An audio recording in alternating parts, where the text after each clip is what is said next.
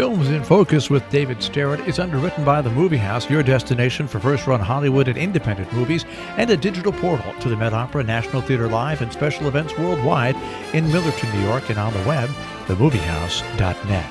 David Sterritt is the editor-in-chief of the Quarterly Review of Film and Video, contributing writer at Cineast, film professor at the Maryland Institute College of Art, and Robin Hood Radio's very own critic. He joins us weekly.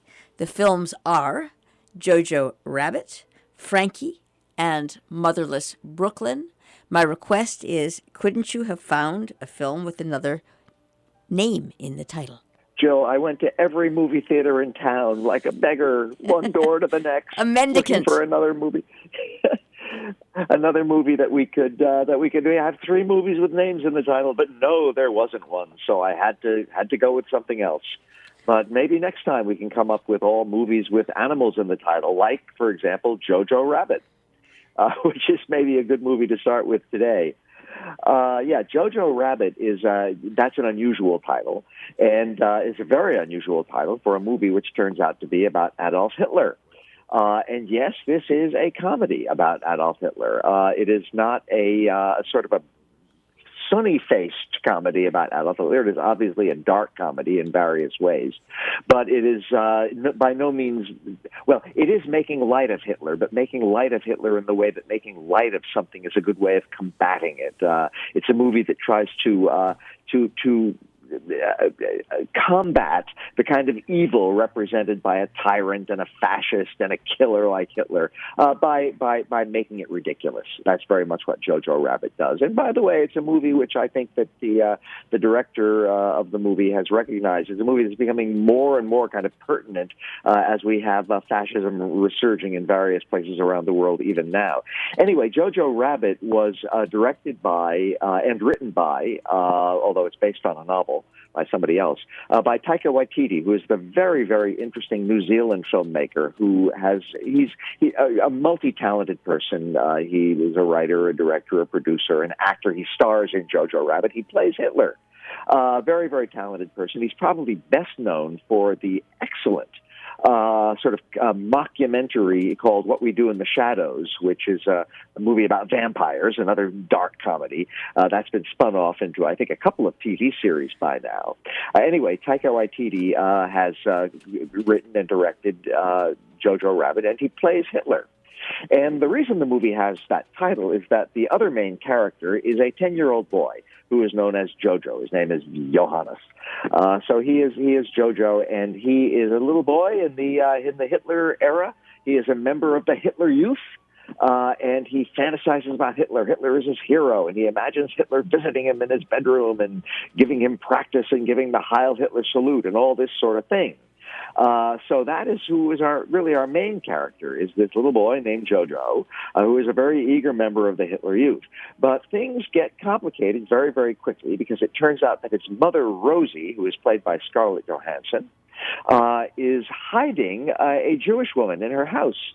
And by the way, the mother, Rosie, is involved in various anti-Hitler, anti-Nazi activities. And among other things, she is hiding a young Jewish woman in her house, hiding away behind the walls. The young Jewish woman's name is Elsa. And so Jojo finds himself in this very interesting situation where he is always fantasizing about and having imaginary adventures with Hitler, while in his real life going off to the Hitler Youth and the Hitler Youth camp and all of this stuff, which is very amusingly portrayed, I must say. And he discovers the young Jewish woman, Elsa, and becomes her friend in the house. He doesn't really understand what's going on. Doesn't understand why this woman is sort of living and hiding in the house. He gradually figures things out. And, of course, the whole thing has to be kept a secret because otherwise his mother would be in horrible, horrible trouble. So would Elsa, of course. So anyway, that is what the movie is about. It has extremely serious angles, such as the young Jewish woman and the mother who is working in the anti-Nazi resistance, who would both be in terrible danger if their presence were to be discovered. And then we have our 10-year-old hero having constant daydreams of Hitler, who is always kind of coming to visit him. I have to mention one other character, who is Captain Klesendorf, played by Sam Rockwell, a wonderful performance. And he is a local Nazi who gets to know know Jojo, and who is, he could be very dangerous if he finds out the other things that are going on in Jojo's life, but Jojo develops an interesting relationship with him as well. So yes, Jojo Rabbit is just as much of a comedy and even a kind of a farce as its title suggests, but it's obviously about really, really serious things as well. And again, it's not just about the Nazi era. It's about just the presence of evil in the world, and about how one way of combating evil in the world is to make fun of it, to mock it, to see its preposterous side. A lot of the humor in Jojo Rabbit is sort of developed from taking some of today's kinds of folkways and applying them to the Nazi era. Jojo goes off to Hitler Youth Camp, where they're always greeting the kids with things like, "Hey, kids, Heil Hitler, kids!" There he goes, sort of Heil Hitler, as if they were in some sort of a present-day situation. It's a funny movie in a lot of ways. It's being peddled as an anti-hate satire, and it is exactly that. After a while, about halfway through, I thought that the conceit of it was sort of starting to wear a little bit thin, and the comedy does not sustain at the high level at which it begins, but it's an amusing film, and it's a worthwhile film, and I hope it prospers, because we certainly need, in this day and age, all of the kind of anti-fascist comedy that we can get. Second movie I'd like to talk about today, Jill, is really quite different in all kinds of ways, and I found it rather disappointing, I will say at the outset. Frankie. This is a movie which is directed by and co-written by Ira Sachs, and Ira Sachs is a really, really interesting filmmaker who's just done some terrific work in recent years, and I think is very, very talented, and that's one of the reasons why I was disappointed in Frankie, is that I just didn't think that it lived up to his earlier films, particularly Married Life, which is a movie I like a great deal, and Love is Strange, which is an interesting movie, and Little Men. Anyway, those are some of the movies he's made, and is very good. And I just didn't think Frankie quite measured up to that standard, even though it has a really, really interesting cast. Most importantly, the wonderful Isabelle Huppert, who plays a very, very famous actress, I suppose an actress as famous as Isabelle Huppert. And her name is Françoise. For short, she is called Frankie. And she is facing a crisis in her life. And she goes off with her husband, played by another phenomenally terrific actor, Brendan Gleeson. They go off for a vacation in Portugal. In Sintra, in Portugal, in the Portuguese Riviera, while she is facing this family crisis. And all kinds of other people come and join them there or kind of run into them there. Various other characters, including a couple of people who are there to work on the new Star Wars movie, which is doing some of its filming nearby. And there's a restaurateur who they happen to know, and various others. And all of these people, it's really an ensemble film. We have all these different characters who come there, mostly, not entirely, but mostly at the behest of Frankie, our main character, who is, again, going through a life crisis. And we eventually find out what the life crisis is. And we see how various people respond to that, how different people are relating to Frankie herself in other ways, and how they're relating to one another. Again, it's really an ensemble film, and the people in it represent different generations, different sort of stations in life, but they're all kind of, for the space of the film, circulating around Frankie, and the movie basically takes place in a single day, so it's very much a kind of a concentrated film, without much in the way of story development, but a whole lot in the way of interaction among very different kinds of characters. So again, I want to emphasize what a good cast this movie has. I mentioned Brendan Gleeson, Isabelle Huppert, who is really the center of the whole thing. Jeremy Renier is in it, gifted French actor. Greg Kinnear, who we don't see all that often in the movies these days, but he is very, very good in one of the secondary parts. And Marisa Tomei, who is, I think, a wonderful actress and who we also don't see all that much of these days, but they're very much in this movie. And the movie really goes out of its way to be a kind of a sensitive character study about human interactions. Again, I found it just never really developed any momentum. It's very nicely shot, and people who have been writing about the film have been emphasizing the gorgeous kind of countryside, the gorgeous Riviera settings. There is green everywhere. There is the blue of the sea, the trees, the flowers, and everything. But, as much as I noticed these things very emphatically while I was watching the film, the way they were filmed was very static. And that's one of the problems with the movie. There's all this gorgeousness around, but really a lot of the time there's not a leaf stirring in the trees. There's not a blade of grass stirring on the ground. Even though there's this sort of splendor of nature, it's very static, and it looks like it's just sort of was placed there as a backdrop rather than really being a vivid and alive setting for what the characters are experiencing. That was really the problem with the movie. I found the characters fairly static. I found the dialogue fairly static, and I found those gorgeous settings, as beautiful as they are, kind of static as well. Now, all of this changes in the last maybe 2 or 3 minutes of the movie, which is a very static shot. The camera is just in one place, observing from a very, very long distance what's going on. And this is the kind of thing that Ira Sachs does best.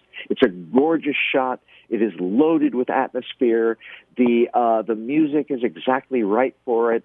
In the last 2 or 3 minutes, the movie totally comes alive. If the whole movie were that wonderful, I would be raving about it. Instead, I'm having to say Frankie is a disappointment from Ira Sachs, but he is still a filmmaker who I find fascinating, and I still really look forward to following his future work. And our final film for today, Motherless Brooklyn. This is a movie which is written and directed by Edward Norton. Very, very major actor and a very, very talented actor with all kinds of different movies to his credit. It is based on a novel by Jonathan Lethem. And that's an important part of my little story here about this, because a lot of people have read the novel, Motherless Brooklyn, by Jonathan Lethem. It's a very interesting novel in a lot of ways. But, man, I've rarely seen a novel adaptation of a novel by a pretty major contemporary novelist, which has so little to do with the original novel. Boy, Edward Norton has departed in all kinds of ways. I'm not sure if it's to the movie's advantage or not, because I'm not that crazy about the novel. But if you go to see the movie because you love the novel, you might be disappointed in the movie because it really takes a lot of departures. Anyway, Motherless Brooklyn, the novel and the film, take place back in the 1950s in Brooklyn, New York. And the novel and the movie both have, there's a sort of I'll call it a gimmick, although it's an interesting one. The main character, who is just sort of a young man who grew up an orphan and got mixed up with bad company and works for a sort of a small-time Brooklyn mobster, this character has Tourette syndrome. His name is Lionel, and he is constantly bursting out with non sequiturs and things he is compelled to say, just nonsense syllables or crazy puttings together as different kinds of words. And he has all these physical tics. He has to touch people in certain ways. He has to move his body in certain ways. So we have this Tourette syndrome main character, and the movie is in no way making fun of this affliction, which is a real thing. We have a tremendous amount of sympathy for Lionel, and he is dealing with his affliction pretty well. He seems to have learned to come to grips with it over the years of growing to adulthood, despite his difficult early childhood as growing up as an orphan and so forth. In any case, he has gone to work for this small-time mobster whose name is Frank Minna. And Minna gets killed. It happens near the beginning of the movie, and this is one way in which it's very faithful to the novel. It happens near the beginning of the novel as well.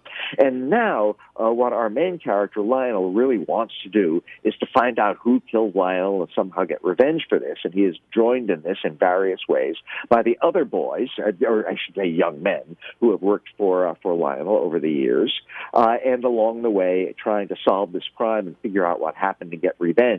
Our young character, Lionel, meets all kinds of other interesting people. Now, a big, big, big part of the movie, which is simply really not there at all in the novel, is the presence of a character named Moses Randolph, who is obviously meant to be a takeoff on the real-life developer, Robert Moses, who did so much building in and around New York City back in the 1950s and thereabouts, played in the movie by Alec Baldwin. He becomes an enormously important character in the film, as does his brother Paul, played by Willem Dafoe, that wonderful actor.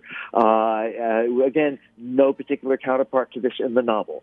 All of this is taking off in very, very different directions. So whereas the novel had a whole lot of stuff about, of all things, a Buddhist retreat and characters who are involved in meditation and who have this sort of secluded meditation spot, one in New York City in an apartment building, another one way up in northern New England. All of this stuff, which is hugely important in the novel, is completely missing from the movie, and the movie replaces this with all of this stuff about this developer based on Robert Moses and his ne'er-do-well, I shouldn't say, his down-on-his-luck brother and so forth and so on. So I make no judgments here. A movie has to exist on its own. I found the novel very interesting in about its first half, while it was developing the character of Lionel with his Tourette syndrome and so forth and so on. And then it sort of turned into standard gumshoe private detective stuff. The movie I found fairly interesting at the beginning, while it was developing the character of Lionel and his Tourette syndrome and so forth. And then it also turns into just sort of meandering detective story stuff, which interested me a lot less. Edward Norton gives a fine performance. Alec Baldwin is terrific. Willem Dafoe is also terrific. You get to see Bruce Willis a little bit playing the character of Frank Mena, who gets killed. So a good cast, a kind of an interesting story, but this movie is almost 2.5 hours long, and it just doesn't have the ideas to sustain a movie of that length. So I would have to give a very mixed review to Motherless Brooklyn. It has its points, and it has a terrific cast, but after a while, I just kind of got tired of it. So that is my somewhat tired-out story this week, Joe. Thank you very much, David Sterritt. Films in Focus. The films Jojo Rabbit, Frankie, and Motherless Brooklyn.